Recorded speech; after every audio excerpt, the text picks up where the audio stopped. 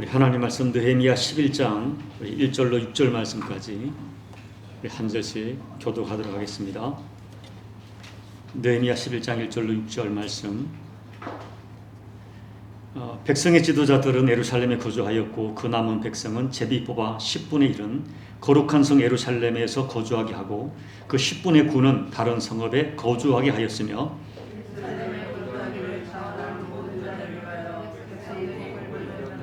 이스라엘과 제사장들과 레위 사람들과 느디딤 사람들과 솔로몬의 신하들의 자손은 유다 여러 성읍에서 각각 자기 성을 자기 기업에 거주하였느니라.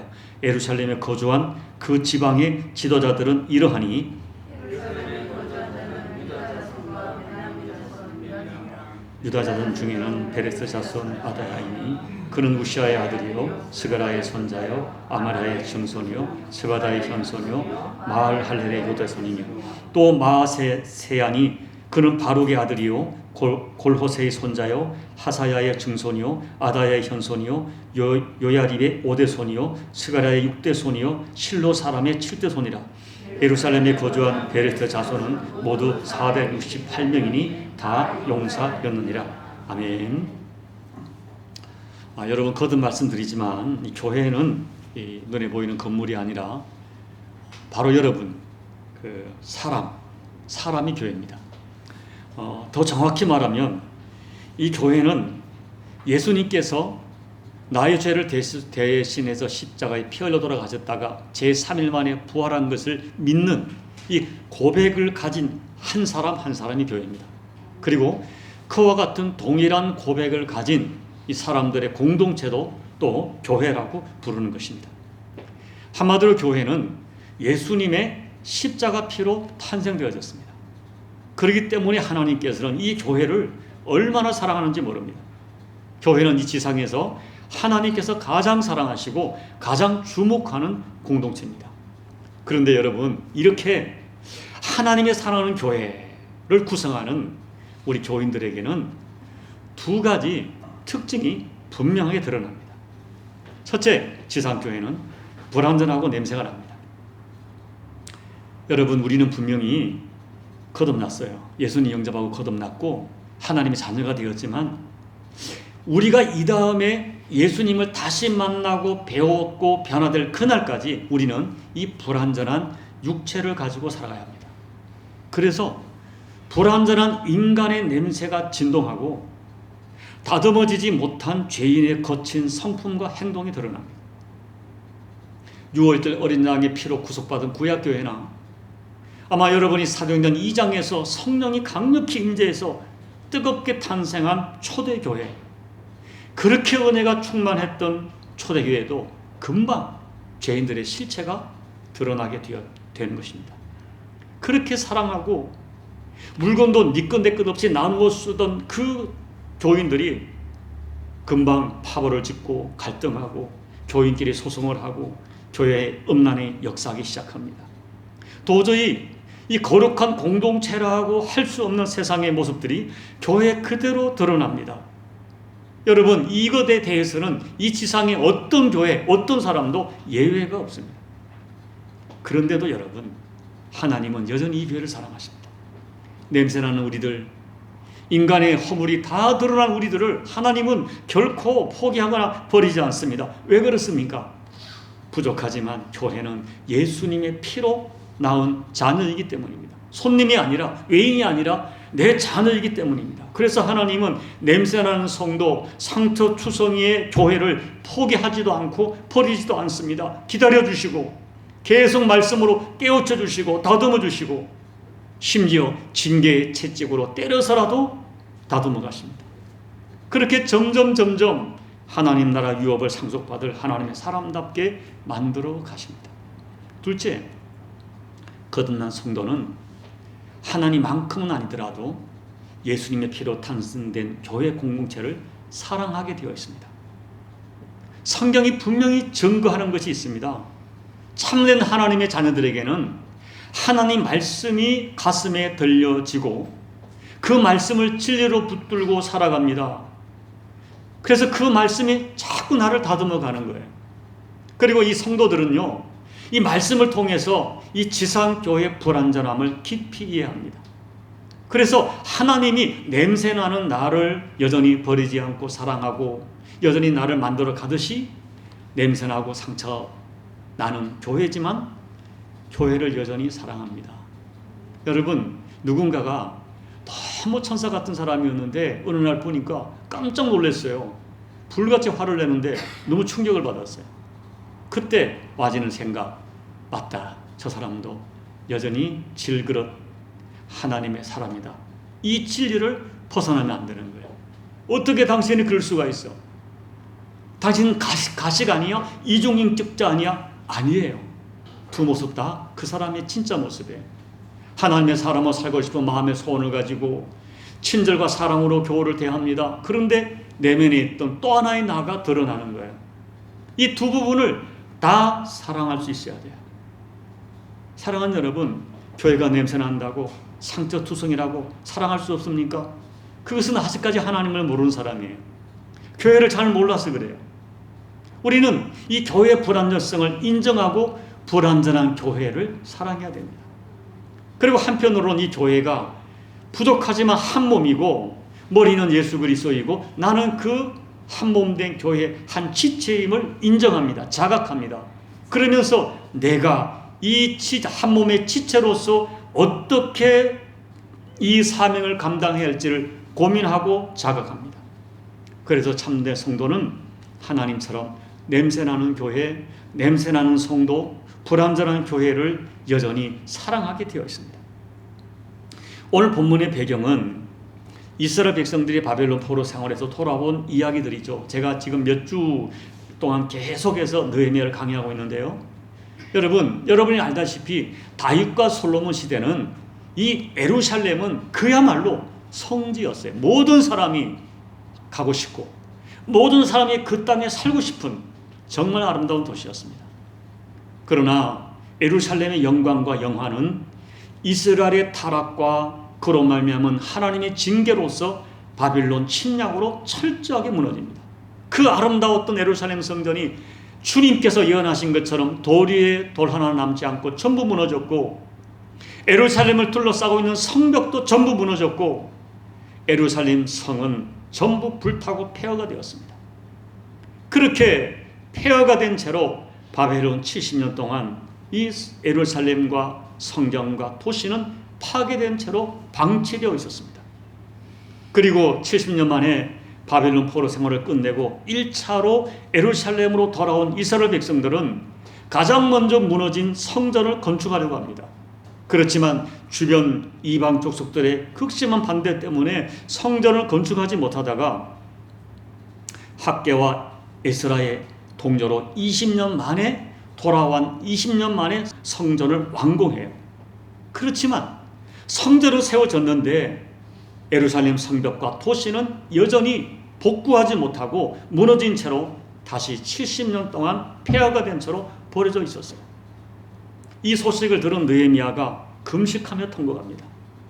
그리고 페르시아 왕의 특별한 도움으로 예루살렘 총독으로 부임해서 무너진 예루살렘 성벽을 건축하죠. 이번에도 반대가 있었지만 결국 52일 만에 기적적으로 성벽을 완성하게 됩니다. 마침내 무려 140년 만에, 어떤 학자는 160년 만에 예루살렘 외곽의 성벽이 재건되는 것입니다. 그것으로 끝나지 않았죠. 이미 여러분께 말씀을 드렸지만 그들은 성벽을 완성하고 에스라를 초청하여 6시간 동안 말씀을 들었습니다. 그날 말씀을 듣고 백성들은 하나님 앞에 감격하고 회개하며 울었습니다. 그리고 이제는 정말 진심으로 하나님의 백성으로 살아서 다시는 이 수치를 당하지 않겠다고 결심합니다. 자녀들에게 다시는 불신결혼 시키지 않겠다고 결심하고 안식일을 철저히 지키겠다고 결심하고 11조를 철저히 드리겠다고 구체적으로 결단합니다. 그리고 그들의 결심을 문서로 작성하고 각각 도장을 찍었습니다. 정말 감격스러운 역사가 일어난 것입니다. 그런데 한 가지 아직 해결되지 않은 문제가 있었어요. 자, 성전이 지어져 있고 예루살렘 성벽도 다시 다 둘러쌌습니다. 말씀대로 살겠다고 도장을 찍었습니다. 그런데 정작 예루살렘 성 안에 살겠다는 사람이 없는 거예요. 물론 그 당시 예루살렘에는 총독 느헤미야를 비롯한 군대와 일부 백성들이 거주하고 있었지만 대부분의 백성들은 예루살렘 성 밖의 외곽에서 삶의 터전을 잡고 140년 동안 그렇게 정착하고 있었습니다. 돌아온 사람들도 성 안으로 들어오지 못하고 성 밖에 다 살았어요. 그래서 예루살렘의 성전은 재건되고 성벽도 세워졌지만 140년 전 멸망될 당시의 잔해 그대로 예루살렘 성이 남아 있었습니다. 더욱이 여전히 예루살렘 성은 여러 주변 이방 민족들의 공격의 목표가 되는 도시였어요. 이런 상황에서 예루살렘 성 안에 들어가 산다는 것은 적들의 공격의 대상이 될 뿐 아니라 이 폐허가 된 도시를 재건해야 되는 그 일에 헌신해야 한다는 것을 의미했습니다. 그래서 그 큰 위험과 손해를 감수하고 예루살렘 성 안으로 들어가 살려는 사람이 없었습니다. 결국 여러분, 성전이 재건되고 성벽이 다시 건축되고 하나님 말씀대로 살겠다고 도장까지 찍었지만 정작 예루살렘 성 안에 들어가 살려는 사람들이 없는 이상한 현상이 벌어진 것입니다. 여러분, 우리에게도 이런 경우가 있어요. 우리에게도 거기까지만 하고 어떤 선이 있습니다. 교회 다닌 지 오래됐고 교회 직분도 가지고 주일 성수하고 다 하지만 기본적인 봉사 다 하지만 더 나가지 않는 거기까지, 여기까지 선이 있어요. 어떤 경우는 남편이 말려요. 여기까지. 어떤 분은 아내가 말려요. 여기까지. 여기까지 선이 있어요. 여러분의 여기까지는 어딘가 모르겠어요. 여러분, 그러나 예루살렘 성은 절대로 포기할 수가 없었습니다. 왜냐하면 예루살렘은 물론 많은 하나님이 온 땅에 편만하지만 예루살렘은 하나님의 약속이 있는 온 세상을 구원할 축복의 땅으로 약속의 땅입니다. 그래서 느헤미야 7장에서 우리 7장에서 이미 백성들에게 예루살렘 성에 들어가 살기를 호소했어요. 7장이 올 사실 11장으로 연결되는 것입니다. 이 느헤미야의 호소를 통해서 망설이던 사람 중에 예루살렘에 들어가 살기를 작정하고 이주하는 사람들이 생겨나기 시작했어요. 이 사람들로 인하여 예루살렘의 새 역사가 시작됩니다. 그리고 그렇게 예루살렘 성 안으로 이주한 사람들의 이름이 오늘 11장에 기록되어서 성경의 역사가 되었고 이 사람들이 하나님의 역사를 이루어가는 역사의 주인공들이 되는 것입니다. 그렇다면 여러분, 어떤 사람들이 예루살렘 성에 들어가 살았을까요? 오늘 성경에 보면 세 종류의 사람들이 예루살렘 성에 들어가 정착했다는 것을 알게 됩니다. 첫째는 백성의 지도자들이었어요. 방백, 군대 장관, 다스리는 자, 민장 이렇게 번역된 지도자들입니다. 감사한 것은 가장 먼저 이 위험한 예루살렘 성에 들어가 살기로 작정한 사람들이 백성들의 리더였어요. 그 사람들 때문에 망할 것 같았던 민족이 예루살렘이 다시 일어납니다. 여러분, 교회도 가정도 마찬가지입니다. 가정이든 교회든 하나님이 기뻐하시고 하나님께서 쓰임받는 복된 교회가 되려면 리더가, 교회 직분자, 가정의 리더가 다른 사람들이 꺼려하는, 힘들어하고 희생하고 욕을 먹고 손해보는 그 일을 감당하려고 리더가 나서야 됩니다. 교회 리더들이 내 돈이 들어가고 내 몸이 구체적으로 고달퍼야 되고 사람들이 꺼려하는 그 부담스러운 일을 감당하려고 총대를 메야 됩니다. 그래야 공동체가 살아납니다. 가정이 살고 교회가 삽니다. 여러분, 성경의 역사를 보십시오. 신실한 영적 리더들은 결정적일 때 모두가 부담스러워하고 모두가 꺼려하고 가지 아니하고 하는 그 일에 앞장서서 거룩한 총대를 메었던 그 사람들이 성경에 기록된 신실한 하나님의 사람들이었어요. 여러분, 할 수만 있으면 교회에서 월급이 나오는 것은 아니지만 돈으로 보상하지 않지만 여러분 교회 리더가 되는 소원을 가지셔야 됩니다. 그러나 분명한 기준은 교회 리더는 주님의 말씀처럼 세상의 리더와 달라요.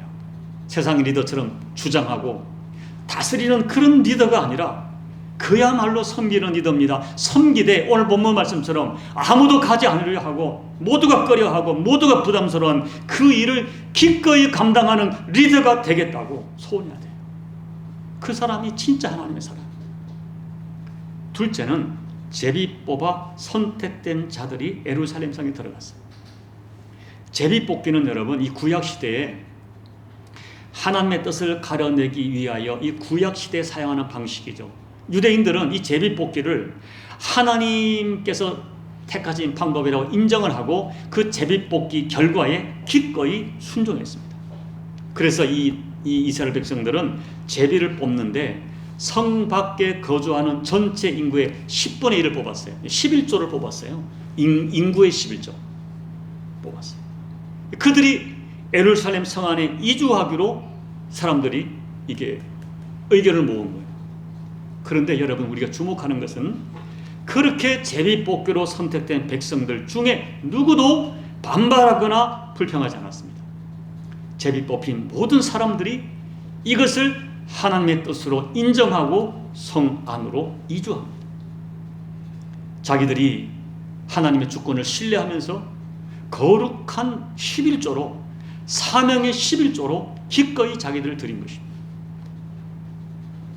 여러분 오늘 우리 교회에서 어떤 결정이 되었을 때 그것을 받아들이는 자세가 굉장히 중요해요. 혹시 교회 결정이 나의 생각과 다를 수가 있어요.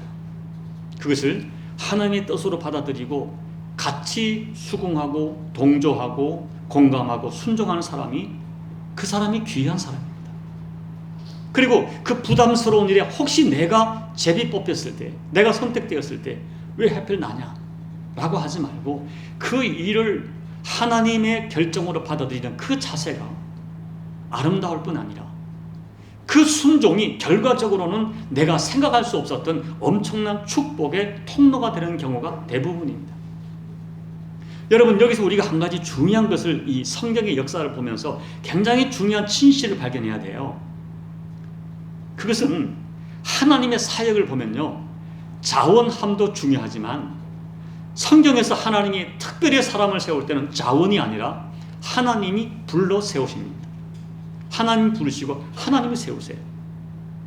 모세도 다윗도 이사야도 에레미야도 전부 보면 하나님이 세우셨습니다.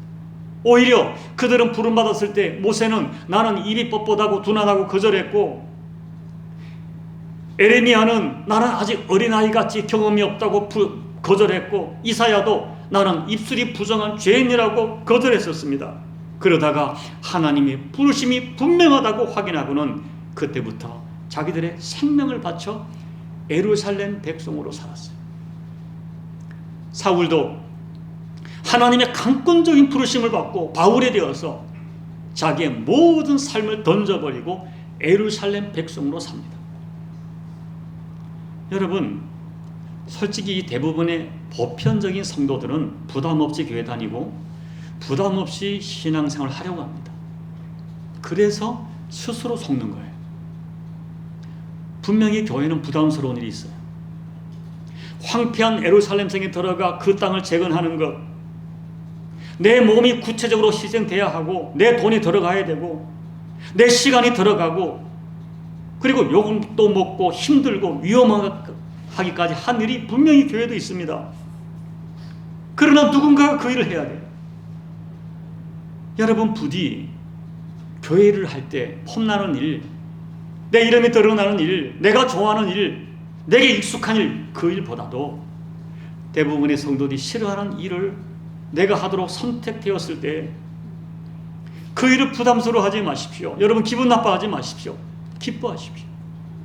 하나님의 선택으로 받아들이십시오. 그것이 진짜 지혜입니다. 그것이 정말 성경적인 지혜고 그것이 진짜 신앙입니다. 그리고 그 믿음과 순종이 내가 몰랐던 내 인생을 더 복되게 하는 하나님의 은혜의 통로가 된다는 진실을 꼭 기억하셔야 돼요. 셋째는 자원하는 사람들이 예루살렘 성에 들어갔습니다. 오늘 제가 주목하고 싶은 사람, 또 여러분께 권면하고 싶은 사람은 이 사람들이에요. 이 사람들은 제비 뽑히지 않았기 때문에 굳이 들어가서 희생할 이유가 없습니다. 성 밖에 이미 100년 동안, 수십 년 동안 자기들의 안정된, 자기들이 이루었던 삶의 터전이 있어요. 그런데 그들의 마음속에 격동이 일어난 거예요. 마음에 성령님의 감동으로 그들의 심령 속에 어떤 격동이 일어난 것입니다. 이 사람들은 공동체를 책임져야 할 리더도 아닙니다. 제비에 뽑히지도 않았습니다. 그런데 가슴에 격동이 일어나는 겁니다. 저 예루살렘 성, 지금은 황폐하고 텅 비어 있지만 저 땅은 우리 조상들에게 약속한 하나님의 약속의 땅이 아닌가, 영광스러운 땅이 아닌가, 우리 조상들의 피와 땀과 눈물이 배어있는 땅이 아닌가, 그리고 그 땅을 우리 후손들에게 물려줘야 될 약속의 땅이 아닌가. 그렇다면 내가 여기서 편안히 사는 것보다 어떤 희생과 수고가 요구된다 할지라도 저 영광스러운 땅, 영적 유산을 내가 개척해야 하지 않겠는가 하는 격동의 마음이 든 것입니다. 그 뜨거운 마음 때문에 성 밖에 안정된 삶을 포기하고 예루살렘 성에 들어가 살기로 자원했던 것입니다. 느헤미야는 이렇게 모든 기득권을 포기하고 무너진 예루살렘을 세우기 위하여 자기의 삶을 던진 이 사람들이 진정으로 복된 사람이라고 말하는 것입니다. 그리고 성경에는 백성들이 복을 빈 것으로 되어 있지만 사실은 하나님께서 백성의 이름으로 그들을 축복하시는 거예요. 이들 때문에 예루살렘 성이 다시 세워질 수 있었고 후손들에게 신앙의 아름다운 유산을 물려주고 이스라엘 새 역사가 진행되게 된 것입니다. 여러분, 우리는 이미 알고 있어요. 가정도 그렇고 교회도 그렇고 수동적인 민중이 다수가 이끌지 않습니다. 하나님의 역사는 언제나 자원하는 소수의 사람들이 이끌어갑니다. 그래서 움직이는 소수가 정말 중요합니다. 소수지만 자원하는 사람을 통하여 하나님은 구원의 역사를 만들어 가십니다. 여러분, 저는 확신해요. 성가시고 힘이 들고 돈이 들고 시간 들고 어려운 일이지만 이것이 하나님이 기뻐하는 일이라는 확신 때문에 그 일을 위하여 나의 평안을 포기하고 자원하여 희생하는 사람들, 하나님께서 그들을 통하여 하나님의 역사를 만들어 가십니다. 그리고 하나님의 역사에 그들을 기록하십니다. 거듭 말씀을 드리지만 2절 말씀에서 백성들이 그들을 위하여 복을 빌었다고 하는 것은 저들을 복 주시기를 원하시는 하나님의 마음이 표현된 성경적 기록입니다. 그렇다면 여러분, 왜 예루살렘 성이 거주하는 것이 복받는 일이 되고 복된 인생, 복된 가치가 되는 것입니까? 첫째, 예루살렘 성은 하나님이 주목하는 땅이기 때문에 복된 삶입니다. 거듭 말씀드리죠. 많은 땅, 하나님은 온 땅에 편만합니다. 그러나 하나님은 예루살렘을 콕 찍어서 여기 하나님의 약속이 머물러 있는 현장으로 축복하십니다. 하나님의 관심이 그곳에 머물러 있어요. 그렇기 때문에 그 땅에 산다는 것은 하나님의 관심의 중심에 들어오는 것을 의미합니다. 그런데도 사람들은 예루살렘에 살려고 하지 않습니다. 왜냐하면 외적으로 볼 때 인간의 눈으로 계산해 보면 예루살렘에 사는 자체가 많은 희생이 요구되기 때문입니다. 그냥 성 밖에 살면 내가 감당할 희생이 별로 없기 때문입니다. 사람들이 여기에 속습니다. 그러나 우리가 알아야 할 진실은 어렵고 힘들어도 예루살렘 성 안에 들어온 사람들이 결국 하나님 나라 중심이 되었다는 것입니다. 반대로 지금 힘들고 어렵기 때문에 지금 굳이 위험 부담을 감수할 필요가 있나? 그리고 나의 현재의 안락함과 평안을 포기할 이유가 있나? 라고 성 밖에 살던 사람들은 인생의 결론이, 가문의 결론이 어떻게 되었습니까? 변두리 인생이 되고 마는 거예요. 그야말로 변두리 인생이 되고 말았어요. 여러분, 특별히 해외 목회를 하다 보면 확실하게 보이는 것이 있어요. 해외 교회 성도들은 좀처럼 희생의 짐을 지려고 하지 않습니다. 해외 생활 자체가 바쁘기도 하고 또 해외에서 내가 즐길 것도 있고 피곤하기도 한데 굳이 교회 생활까지 힘들게 할 필요가 있느냐? 그리고 나는 얼마 안 있으면 돌아갈 내 진짜 한국 교회가 있는데 이런 생각을 가지는 거예요. 그런데도 여러분, 놀랍게도 그렇게 잠깐 있다 갈 해외 생활에 자원하여 중심에 서서 희생하는 성도가 반드시 있습니다. 그래서 교회에서 몸이 필요하면 자기 몸으로 헌신하고, 물질이 필요하면 물질로 헌신하고, 기도가 필요하면 함께 무릎 꿇는 성도가 분명히 있습니다.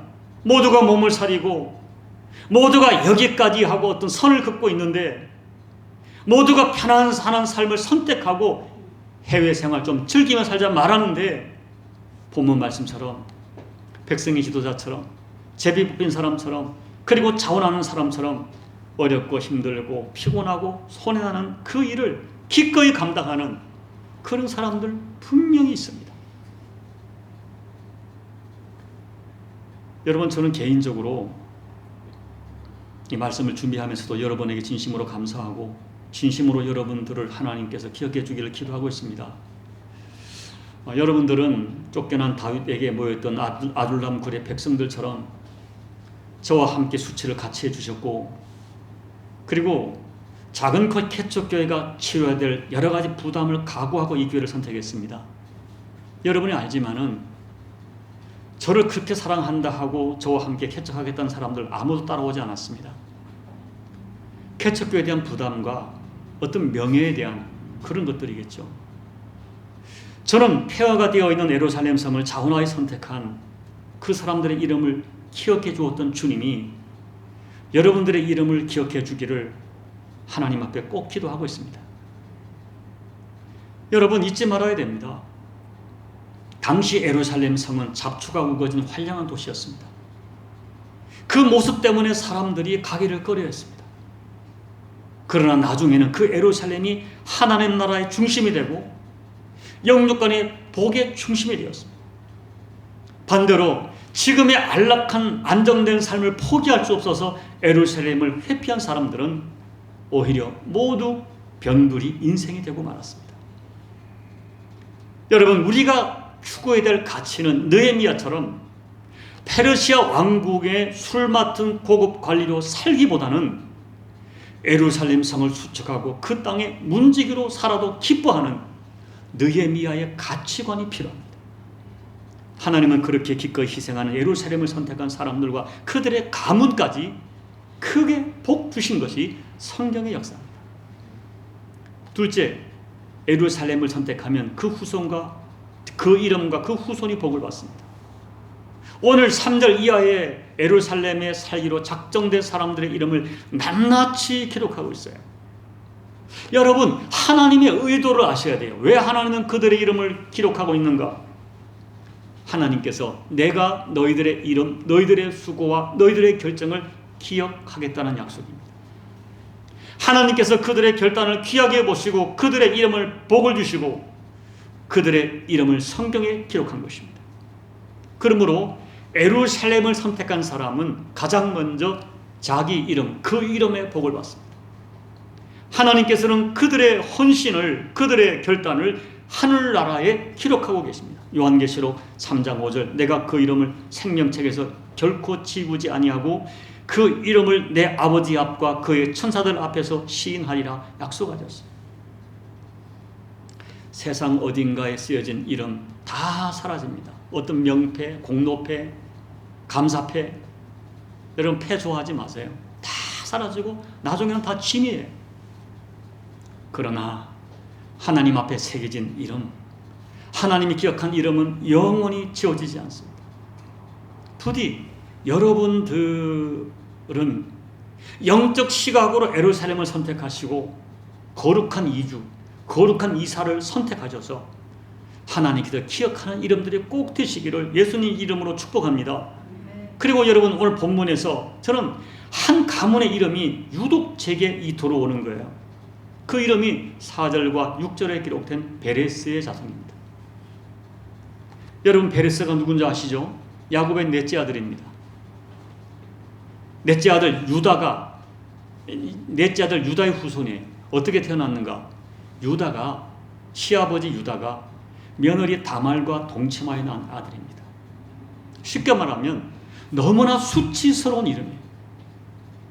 아마 어디 가서 자기들의 가문 이야기도 할 수가 없었던, 그런데 그 수치스러운 가문의 이름이 오늘 말씀에 예루살렘 성에 거주하는 사람으로 그 이름이 기록되었고, 결과가 어떻게 되었습니까? 그 가문이, 그들의 이름이 예수님의 조상이 되어 예수님의 족보에 오르는 축복을 누렸습니다. 여러분, 출시만 생각하면 베레스 가문은 어디 가서 입을 열 수 없는 그런 가문이죠. 어떻게 그런 가문이 예수님의 직계가 되고 예수님의 직계 조상이 될 수 있습니까? 그런데 놀라운 것은 이들 자손은 출발은 수치스러웠지만은 자손 대대 하나님을 떠나지 않았습니다. 그리고 가장 필요할 때 모두가 회피한 예루살렘을 기꺼이 선택했습니다. 그 성전에서 바로 예루살렘의 복을 받았어요. 그리고 그들이 마침내 예수님의 조상이 되는 가장 존귀한 가문이 되었어요. 남에게 손가락질 받을 만한 그런 인생도 정말 예수님을 진심으로 사랑하고 언젠가 주님 손에 잡히면 주님이 그 인생과 그 가문을 존귀하게 높여주십니다. 저는 그런 하나님을 믿습니다.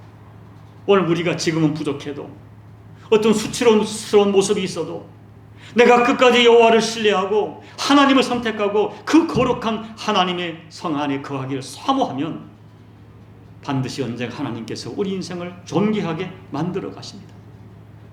이제 말씀을 마칩니다. 여러분, 저는 오늘날의 교회가 어떤 영적인 의미에서 예루살렘이라고 믿습니다. 저는 여러분들이 진정으로 하나님 주시는 예루살렘의 복을 받기를 원합니다. 그렇다면 여러분, 중요한 것은 예루살렘 성 안으로 들어오셔야 돼요. 이 의미를 잘 기억하셔야 돼요. 몸만 들어오는 것이 아닙니다. 내가 정말 내 몸만 교회 출석하고 몸만 교회 공동체가 아니라 또 몸만 예수 믿는 것이 아니라 정말 내가 예수 안에 들어가야 돼요. 내가 정말 십자가 은 안에 들어와야 돼요. 내 마음과 정성이 함께 들어와야 됩니다. 여러분, 폐허가 된 그 땅을 자원했던 이스라엘 백성들은 몸만 들어온 것이 아니에요. 모든 각오를 했어요. 내가 그 땅에 들어감으로 내가 치료할 모든 희생 수고 기꺼이 감당하리라. 어떤 사람은 뽑혔지만 어떤 사람은 자원했어요. 그들은 몸만 들어간 것이 아닙니다. 그들의 인생 전체를 하나님께 던진 거예요. 몸으로 그 땅을 재건하고 시간으로 희생하고 물질로 희생하고 내가 기꺼이 져야 할 짐이 무엇인가를 그들은 자원하여 선택했어요. 그 결과가 그들 이름이 성경의 역사에 기록되고 하나님께 기억되어지고 그 가문과 후손이 하나님의 복을 받았습니다. 시편 122편 6절 예루살렘을 사랑하는 자는 형통한다. 하나님이 약속해 주셨어요. 여러분 잘 들으셔야 돼요. 교회를 다니지만 교회 안에 있지만 여전히 성박 변두리 인생으로 살아가는 사람이 있습니다. 그래서는 안 돼요. 과감하게 하나님의 성 여호와의 성으로 돌아와서 진짜 성전 중심의 사람이 되어야 됩니다. 그래서 오늘 저와 여러분 우리 모두가 오늘 하나님께서는 다 하세요. 하나님은 정확히 하세요. 하나님의 역사에 기록되고 하나님께 기억되어지고 그 하나님 앞에 존귀하게 쓰임받는 저와 또 우리 가문, 우리 교회 되시기를 예수님 이름으로 축복합니다. 아멘. 우리 오늘 말씀을 생각하면서 잠깐 통성으로 기도하겠습니다. 여러분 성박 변두리 인생 몸은 편합니다. 굳이 내가 희생할 것이 없습니다. 여러분 교회를 다니지만 여기까지 하고 선을 긋는 사람이 있어요. 변두리 인생입니다. 그건 안 됩니다. 내가 예루살렘을 선택했다. 내가 하나님을 선택했다는 것은 하나님께 나를 던지는 것입니다. 예루살렘 상에 들어가 희생할 모든 것들을 다 각오하고 내가 치료할 부담 각오하고 들어가는 것입니다. 그것이 예루살렘 성 안을 선택한 사람들의 삶입니다. 오늘 다시 한번 여러분의 삶을 생각해 보십시오. 내가 어떻게 예수를 믿고 있는가 생각해 보시고 오늘 말씀을 기억하시면서 이 시간 여러분 마음에 주시는 성령의 감동을 따라 우리 조용히 기도하며 나가시겠습니다. 아버지 하나님 고맙고 감사합니다. 오늘 저희가 아버지 앞에 나와서 살아갈 때에 무엇이 신앙생활인지 무엇이 예수를 믿는 것인지 깨닫기를 소망합니다. 하나님 아버지, 우리가 외적인 성전은 있고 건물도 있고 성벽도 쌓았고 그리고 내가 이렇게 살겠다고 결심도 했지만 정작 예루살렘 성 안에 들어가지 않는 사람들처럼 아버지 내 인생에 하나님과의 관계에서 선을 긋고 있는 것이 무엇인지 깨닫게 도와주시고 아버지 하나님 어떤 희생과 수고와 또 아버지 부담이 예상된다 할지라도 내가 들어갈 것이라면 들어가서 기꺼이 그 값을 치르는 저희가 될 수 있도록 하나님 은혜 베풀어 주십시오. 편하게 예수 믿으려 하지 말고 아버지 하나님 주님이 나를 위해 십자가 지셨는데 내가 무엇을 못하겠습니까? 주님이 나 또한 죄와 십자가 있다면 치는 저희가 될 수 있도록 아버지 역사해 주십시오. 믿음을 더해 주십시오. 깨달음을 더해 주십시오. 아버지 하나님 아버지 성전도 지어져 있고 아름다운 건물도 있고 성벽도 건축했고 하나님 말씀을 듣고 은혜도 받았고 그래서 이렇게 살겠다고 결심도 했지만 정작 부담스러운 예루살렘 성 안에는 들어가지 않습니다. 혹시 이것이 우리들의 모습은 아닌지 주님 깨닫게 도와주십시오. 예수님께서는 저희들을 사랑하실 때 적당히 사랑하지 않으시고 자기의 생명 피 흘려 우리를 구원하셨습니다. 이 은혜를 우리가 알지인데 어찌 주님이 우리에게 요청하실 때 우리가 부담스럽다고 힘이 든다고 폼나지 않는다고 내 것을 희생할 수 없다고 아버지 변두리 인생 성밖의 인생 여기까지라고 선을 긋고 살 수 있겠습니까? 하나님 오늘 저희들에게 정말 예수 믿는 것이 무엇인지 다시 한번 깊은 깨달음을 가지고 결단해서 하나님이 기뻐하는 진정한 성 예루살렘 성 안의 삶을 결단하고 그 삶을 살아내는 그리하여 하나님의 역사에 기록되는 하나님의 생명력과 행위력에 기록되는 저희가 모두가 될 수 있도록 하나님 결단의 영으로 우리 가운데 은혜 베풀어 주옵소서. 예수님 이름으로 감사하며 기도하옵나이다. 아멘.